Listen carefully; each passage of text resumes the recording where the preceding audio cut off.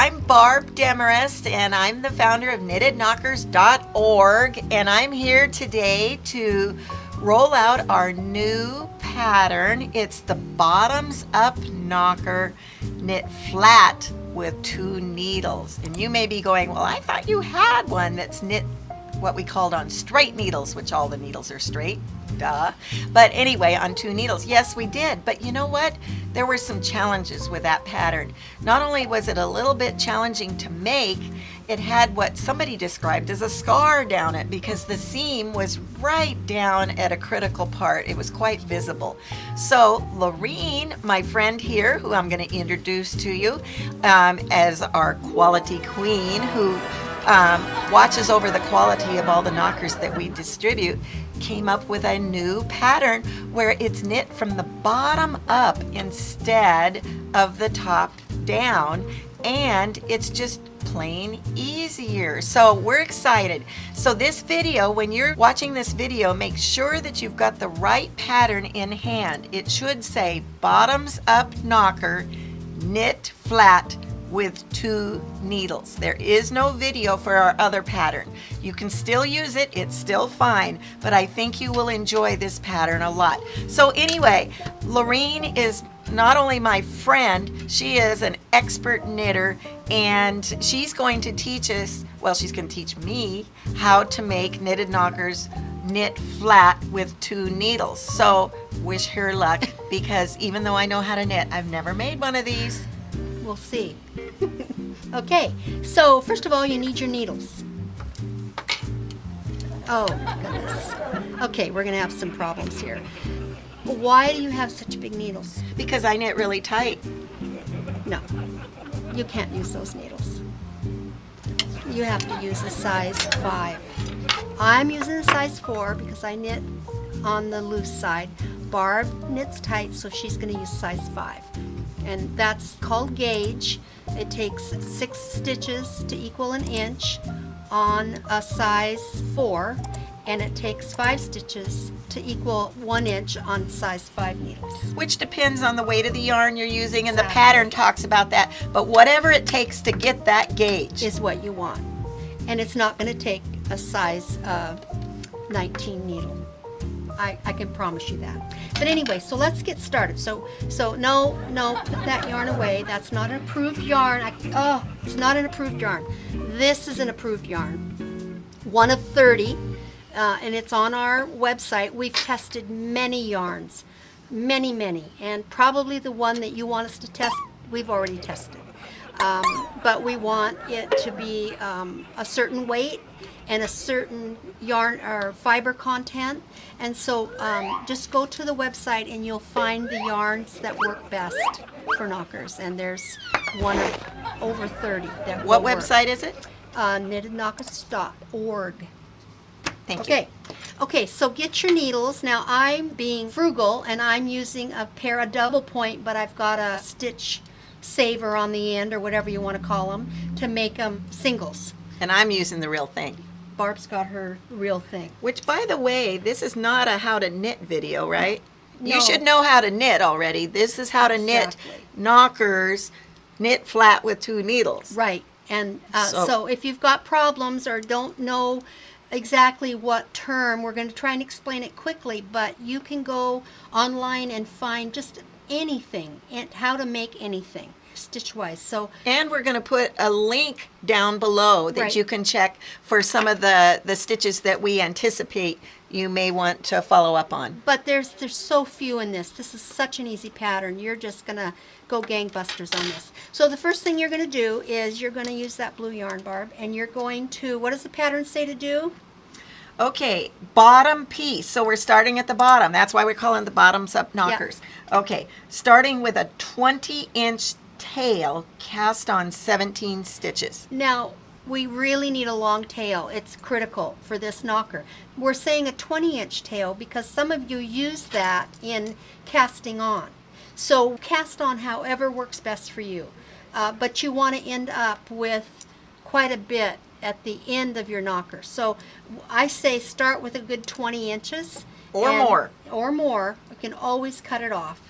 And you're going to cast on 17 stitches. And you just do that however you do that. And you're going to go, well, how are you doing it? Well, I'm just knitting in the stitch and then I'm putting it back on the left needle. That's what I'm doing. Because I'm a great knitter, but I never really learned how to do it the way Barb's doing it. The provisional cast on. My mom taught me the right way. Well, my mom didn't teach me. I had to teach myself. Okay. And I just don't have any patience to learn it. So I just knit off that one stitch and I just pop it back on the left needle, and that's how I knit. Now, after I've cast on, I have probably still 20 inches. That's great. Yeah. That's what you need. Okay, so I got to count, and Barb's going to see what we do next. Foundation row. So I need to knit. Oh, we need markers. Okay, so do we need the markers to be the kind that we can remove, or does any sort of marker work? Any sort of marker. You're just going to keep moving these on the needle. Okay, so it says for the foundation row, knit one, place marker. Yep, so knit one. Now we're using Cascade Ultra Pima today, which is just a wonderful cotton yarn that is mercerized and stays soft after washing and is very durable. We test for lots of things beyond just softness. So then what do we do after the knit one? Place marker and knit 5, place marker. Yep. So what you're going to have is you're always going to knit the first and the last stitch on this pattern, and I just like to have that marker to remind me, because you'll just be knitting along and did I increase? Hey, and we need to do that 3 times. Yep. So Laureen, do you have a finished one here we can look at? I do. There it is. And show them the front and the back and how cool it is. This is the circular double point, and it's really easy, but some people don't like to knit on double point, and it's a challenge. So I decided, well, let's come up with the flat made knocker that is the same principle, but it's just knit on two needles, and you can hardly tell where the seam is. There it is, right there along that, and on the back it's right here along this increase. But anyway, there's really not a lot of difference once it's put together, so that's great. So what we're doing now is we're on the back, because this is a bottoms up knocker. Yep. And we're going to be increasing, getting bigger and bigger, right? Yep, okay. That's what we're doing. Okay, but we're separating it into thirds, because as you can see, there's 3 sections, right? Yep. So that's where we're putting the markers. We're knitting Yep. 5, put the marker on. And be careful that you don't knit your cast on tail. Hate that when that happens. Well, yeah, it happens quite often, but you just have to pay attention when you start.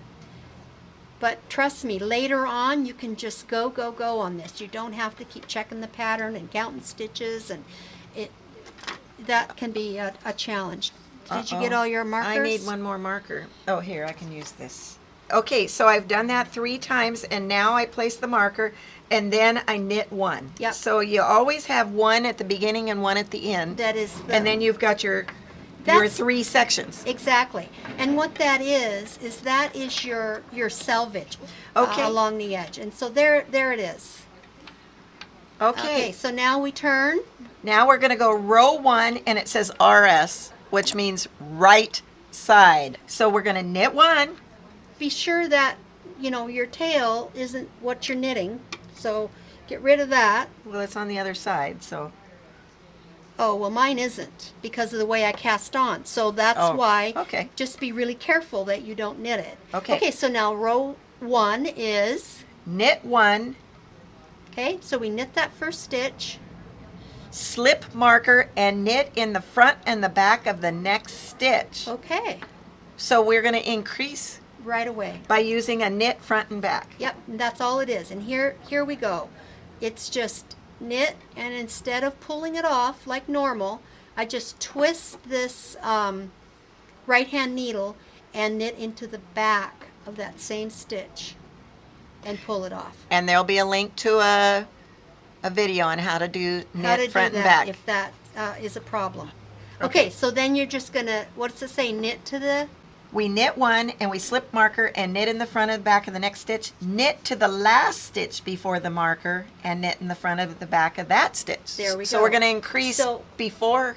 we're gonna increase 2 stitches between each marker in the middle. For this row. Right. But not all the here I time. go again. I knit like normal, but I don't pull it off. I twist my right hand needle around and knit in the back of that same stitch. And that makes 1 stitch into 2. Don't worry about, at this point, you've got a lot of give between your stitches, and it's okay because that's the beauty of this. Now, you're going to do that 3 times. So that means this place marker or slip marker, and then I'm going to knit in the front and the back of the next stitch because that's my first stitch. And then I'm going to knit to the end, and that last stitch I'm going to do the same thing again until I get to the other end. Now occasionally you're going to find as you're knitting along you've got 1 too many stitches between some markers, and you're going to be, oh my gosh, do I have to go back and knit? No, don't go back and take it out. 1 or 2 stitches really is not going to make that much of a difference in the long run. So we should have the same number of stitches between each marker. You should. So there should be 7 based on what I understand Yep. here. And then that last stitch, whoop, lost my marker. Are you flipping your markers? I'm flipping markers. I tend to knit pretty fast at home. I'm trying not to here. And so I'm flipping these kind of markers right and left. So what I like to use is just a piece of yarn cut, made into a slip knot. And they're a little more forgiving when I knit fast. Okay, so at the end of row 1, we were supposed to do that 3 times, slip the marker and knit the last stitch. Yep. So we've increased 6 stitches total that round. Yes. Okay, now the next row, row 2, is Yep. the WS, wrong side. Wrong side. Yep. Wrong side now. Okay, so what are you going to do? Knit 1, because we always start with a knit 1 and we always end with a knit 1. Yeah. We're going to slip that marker. And then now we're going to do our purling. Now we're going to purl because this is the wrong side. So we're going to purl to the end, to the last stitch, I think. Is that what Purl it to says? the last stitch before the marker. And then we're going to knit in the front and the back of that stitch. So we're going to not increase right after the markers, but before the marker. Right. And so... So it's only 1 increase this time. Exactly. And so here I am at that point. And now I'm going to put my yarn in the back for a knit. Knit normally, leave it on the stitch, on the needle, left hand needle, flip it around and put it into the back of that same stitch. And there's my increase. Now you're going to slip your marker or put your yarn in front, slip your marker, and you're going to purl to the next marker, that last stitch before the next marker, and you're going to do it again. And the reason we're not increasing every row is because that would make a rounder knocker. We don't want it to be round like a baseball. We want it to just be a little bit on the round side. So this last stitch I'm going to knit in the front and the back. Just like that. Slip my marker, purl to the last stitch before the next marker, and do it again, increase. So this row we're only increasing 3 stitches, right? And that's what the pattern says. Yep. We had 7 between each one. Now we should have 8 between each one if I did my math right. Yep. And then that last stitch you're going to just knit straight. And so that's how it looks. And that's the wrong side looking at you. Okay, so now repeat rows 1 and 2 That's it. That's until all you have do. the number of stitches for the cup size you desire. And that's all you do. Just row 1 and 2. You're going to either increase 2 stitches per between each marker, or you're going to increase Well, 1 stitch depending on which row you're on. Here's a trick that I figured out. That it's every knit row is when I'm increasing 2, and every purl row is only 1. Yep. Easy to remember. Yep. And so if you get interrupted or whatever, and you're going in, it's round 1 or round 2, you know, it's always the right side, which is the knit side that you're increasing to, Yep. and it's always the purl side that you're Only increasing. increasing the one in One. the last stitch. Yep, it's I mean, very easy. It's fun It's too. a fun one. I'm just amazed at And how it goes easy. really fast. Now, so please note that on our pattern we talk about sizes, and if we want to make a C cup, it says stuff diameter equals 5.5 inches across, or the stitch count here. Go by the stitch count if you're knitting by the gauge, because we don't know what the stuff size is yet. No. We only know what it's like on the needles, and boy, once it gets stuffed, it stretches, and some stretch more than others because some are knitting looser than others, and therefore it's going to stretch more. So go by the stitch size until you learn what your gauge and your sizing is, and we have a whole video on how to size knockers that I suggest that you watch, and it's called How to Size Knitted Knockers, and that'll give you some more information on how to size that. But for now, the pattern gives you the number of stitches you need, so you will keep increasing. Yep. Now what if you wanted to change colors? Well, do it on the back, which is what we're working on. If you're bored making neutral, which is 80% of our orders, make it neutral on the front. It really helps our order fillers. And go ahead and jazz it up on the back. Use your scraps of the colored yarn that you have. Oh, but the scraps being of the approved yarn, the And same the yarn. same yarn that you put on the front. Yeah, Don't change that up. But if you've got a little bit of a variegated or of a different color, go ahead and start with that. And then when you run out, 2 rows before you turn. At least 2. You could do 3 or 4. Yeah, or you could only have, 4 rows of one color and 4 of another. But whatever the top color is going to be, yeah, make it at least 2 rows before your turning rows. And it won't matter what color you use because the transition will be on the back of the knocker, not on the front. We can't, this is a beautiful knocker, but we can't call this a neutral. We've got to call this a bright because of the change here. On the front. Right. So this is not a neutral. It's a bright. There's nothing wrong with it. We love these knockers. But our 80% of our orders are for neutral. And so this would be called a neutral, but yet only the wearer knows about this nice little change in the back that makes it just fun to wear. Okay, so here we are. We've jumped ahead, and this is how big my knocker's going to be. And you can see it's starting to take shape.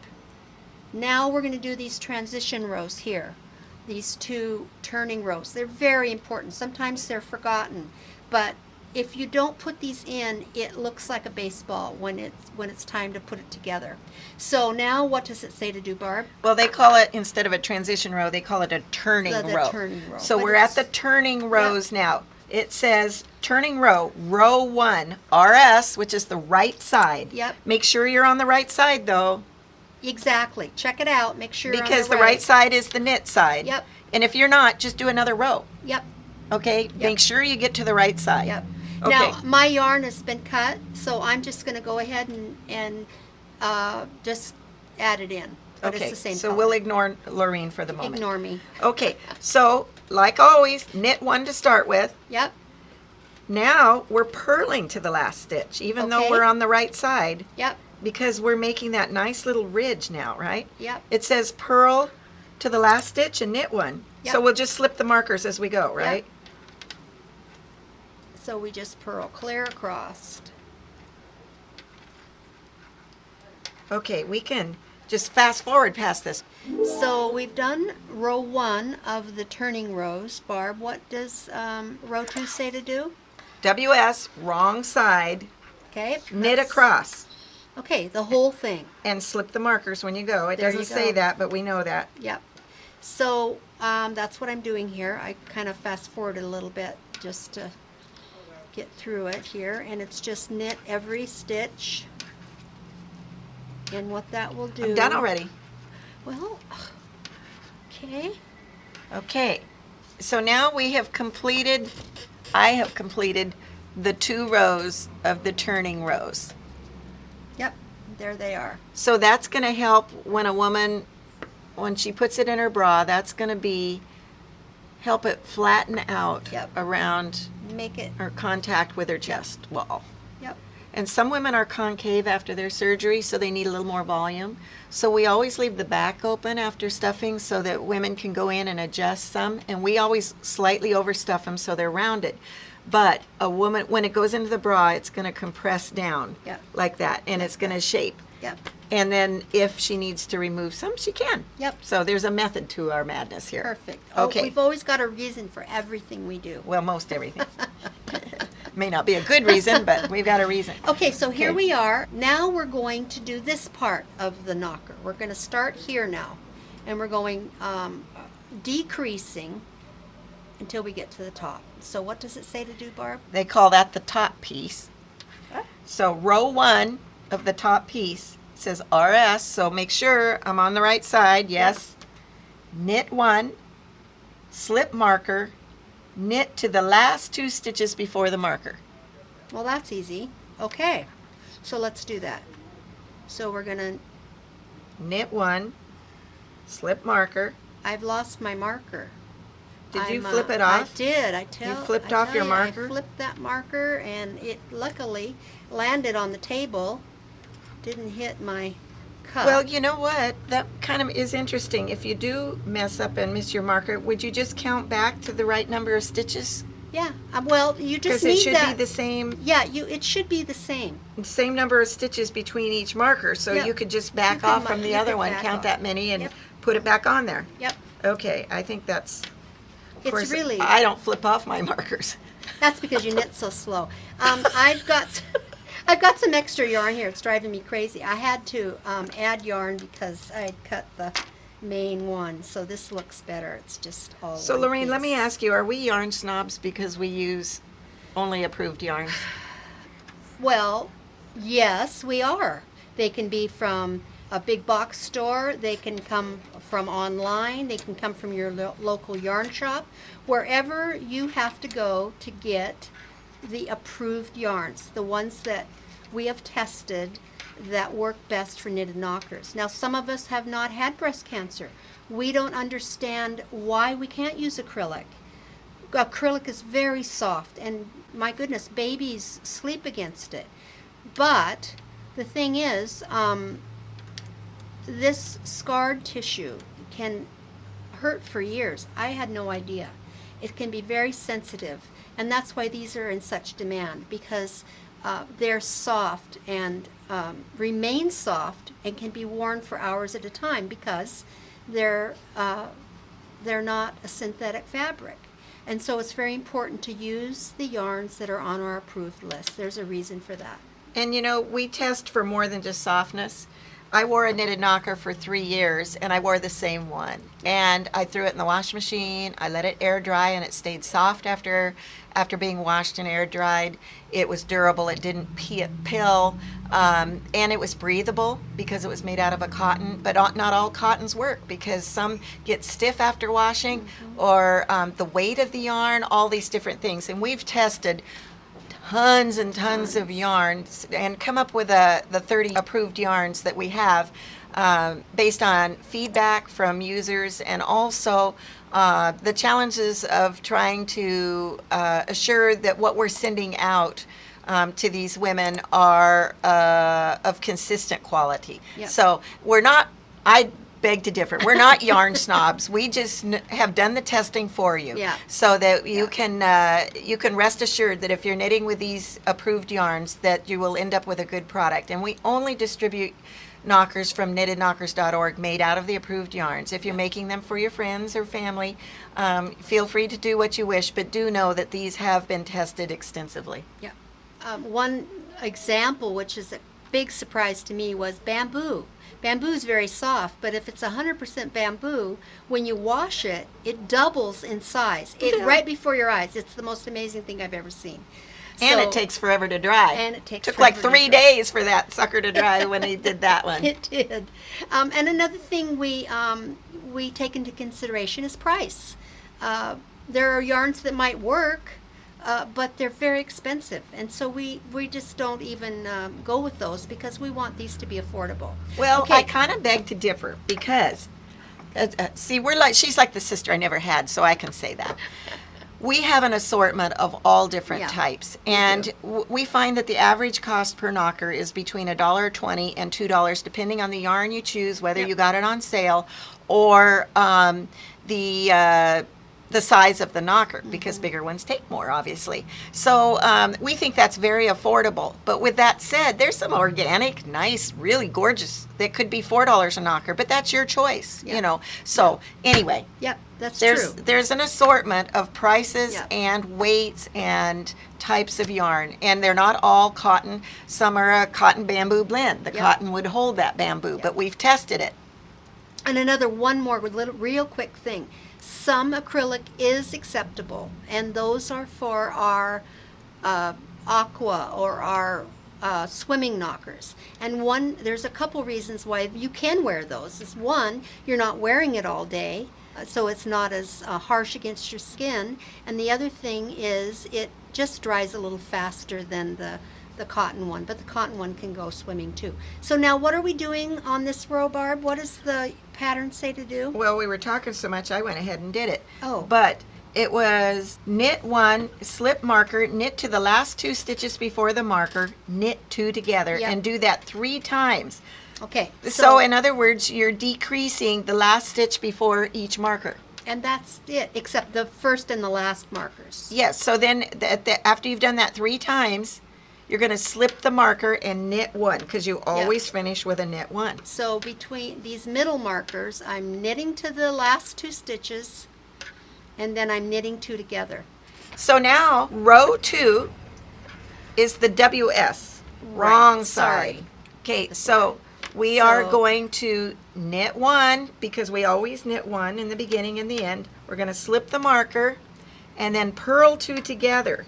You're going to Right. decrease at the Right. beginning now instead of the end. Okay, so I'm going to purl 2 together. And then you're going to purl to the next marker Yep. and then slip it. And then you're going to decrease again. Purl 2 together right after that marker. So you know- what you're doing is you're decreasing on the same, Place is the other way. Always the same side. exactly. You're decreasing over the decreases on the other side. And I can tease Laureen because actually she created this pattern, so she knew it. I did know it. It slipped my mind. That was a test to see if I was paying attention. You're right, and it worked. Okay, so here I am. I've slipped my marker. I'm going to purl these 2 together.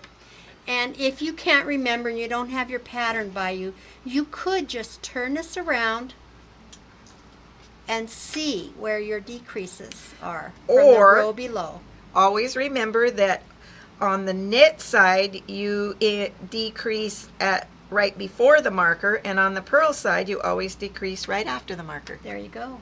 I like little rules like that. I know, and it's I'm so a math easy. person, and so it's easier for me to remember rules. And once you've got this pattern down, and normally this is only the pattern you're going to do, is this flat pattern, if that's what you do. So you'll get this pattern in your head and you won't even need it. You just go. Okay, so we can just go right on to the next one now, Yep. can't we? So Continue rows 1 and 2 until you have 5 stitches on the needle. yeah, because you So are we don't- decreasing 1 stitch Each row. per, well, it's 3 3. stitches, right. Okay, so One you per could do section. that. You could just keep going, and you will. And then magically, Mine's you are. done. Woohoo! And it changed colors too. yeah, isn't that great? So now we're going to continue decreasing like this until we are at this point where we have 5 stitches on our needle. Pretty much one Okay. marker between each. Now, does it matter if we end with a row 1 or row 2? It really doesn't, well, does it? It really doesn't. But when you get to this point, when you're down to your 3 stitches plus your side stitches, which are right here, So you've got your knit one, Yep. and then you've got your marker, 1 stitch, marker, Yep. 1 stitch, marker, 1 stitch. Okay, all right, Okay, so so now now what? it says clip the yarn, leaving a 14-inch tail. Okay. So I'm just Or more. I like more rather than less. So I'm just giving myself a nice long tail here. I'm just going to watch you because and I don't then want I'm- to cut mine yet. Okay. Okay, so then what does it say to do, Barb? Thread it through the tapestry needle and run it through the stitches and remove markers. So now I just pull this out. My stitches aren't going to go anywhere unless I pull on it, which I'm not going to. And I just take these markers away. Take the markers away. These are the markers I like. You're because they scaring don't- me, Laureen. I would have taken it off, move the marker, Well, take it off, okay. move the marker. Do it however. Whatever works. Whatever works for you. But For you, that's the way you're doing it. Okay. I'm telling you, these stitches aren't going to go anywhere unless you pull them. Okay, so we've clipped the yarn, leaving a 14-inch tail. Thread it through the tapestry needle and run it through the stitches and removing markers and cinch it up. Okay, so I took my markers out, and now I'm just going to run it through these stitches. Gonna pull it off one at a time? Yep. I do it as if to purl. Just slip them off, just like you would slip a stitch. Just like that. And run it through. Just like that. And it's kind of like cinching up the top of a hat. So that's gonna be the nipple area, Yep. right up there. here. Yep. So now what do? You kind of So tack now it together. what does it say? It says, tack down the yarn tail at nipple area and use remaining tail to sew knocker closed. Okay, so I'm just catching it back where I started, and I'm catching the last stitch, and I'm just tacking it down so that those stitches aren't gonna pull apart. A couple times. Now make sure it looks nice and snug so it's not a problem with the nipple area. Now you'll notice these do not have nipples. They just No. have a little nub, but Yeah. most women prefer without nipples anyway. Okay, so now is the time when you would just send it to us, if you're gonna send it to us unstitched. So now, there it is, and this is how you would send it to us. It's unfinished, but we'll finish it if you'd rather. We've got a whole group of people, we call them nipple fixers. and they knocker do a fixers. Yeah, they do a variety of things. Okay, so if you want to sew it together yourself, what you're going to do is you've got this one stitch at the end of each row that's kind of your selvage, and you can kind of use that Show as a us. guide. So what I do is I take and match up these turning rows. You want to make sure that these turning rows right here match up. So I just take a needle and just tack it so that those match up. And then a mattress stitch is kind of, it disappears. You could even use, if you're really good at it, you could use a different color yarn. And so you just take it on the bottom side, and you pick up underneath that bump or that part of the knit stitch, and you pull it through nice and tight, and then you match it up on the other side. I don't know if you can see that, but you match it up and you grab that bump on the other side, and if it's straight across, it disappears. See how it just kind of disappears. Now remember, we have a link for how to do a mattress stitch. Yep. It's a special type of seam Yep. that makes the stitching disappear. And so I'm going to do that again here on this side. I'm going to just grab it right under that bump, like that, and pull it through. Now I'm just saying, I have tried and my mattress stitches look horrible. And so what the ladies have told me is, don't seam yours up, Barb. Let us do it, because it's too much trouble to try to undo my mess. So if you're like me and the end result doesn't look nice like Laureen's here, where it's been seamed, just send it to us unseamed. Yep. If you're going to finish it up and provide it to somebody, just make sure that you do a nice job at it. Yep. Because we don't want it to look ugly. These are beautiful knitted knockers, and look at how wonderful that looks. And we really don't mind doing it. Well, we don't, because we don't have to do it. Well, I have done many, and it really doesn't take that long. You just use that one stitch there as a guide, and you just pull it through. And you'll do that the whole way down. And when you get here, you'll tack it down, and then you'll pretty much do the same thing here. And you'll go down to the cast on tail, and then fasten it off, and you're done with that part.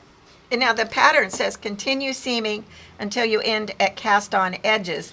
Yep. Then fasten off, leaving a hole that is approximately the size of a quarter. And there it is. That's for stuffing. Yep. Now, if you're going to stuff yours, we still don't want you to cinch it up. No. But the one last thing to do is what, Barb? Final step to finish bottom piece. Perfect. Weave the beginning tail, so you got to put it on the needle, Yep. through every other cast on stitch around the hole. This will make a drawstring-like closure so the knocker stuffing level can later be adjusted by the wearer. There you go. And so you're just going to weave this around the whole way. And what that does is that will make it like a drawstring. And then fill with premium poly fiber fill. Please use the premium level because the type for toys are too stiff or don't retain their loft. This polyfill right here, made by Fairfield, we're not advertising for them. We just have found that it's a very nice polyester fiber fill sold at many of your big box stores.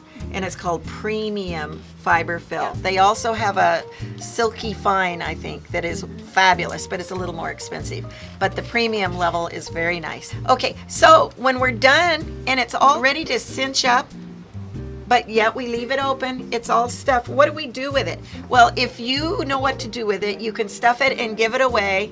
And if you do not know what to do with it, you can mail it to us at knittedknockers.org unstuffed, and that can save on postage. And then we will stuff them, and we meet every week, and we stuff them and fill them and use them to fill that week's orders. And be sure and send the label of the yarn with it so that we can use that to identify that it is one of our approved yarns. We get a lot in every week, and sometimes it can be a challenge to determine what yarn was used. So include the label, mail it to us, and know that you are making a difference in a woman's life, and we can't thank you enough. And one last thing, if you want to know what difference you're making, just go to knittedknockers.org and check out the testimonies page and bring your Kleenex, because you are really making a difference. Thank you. Bye.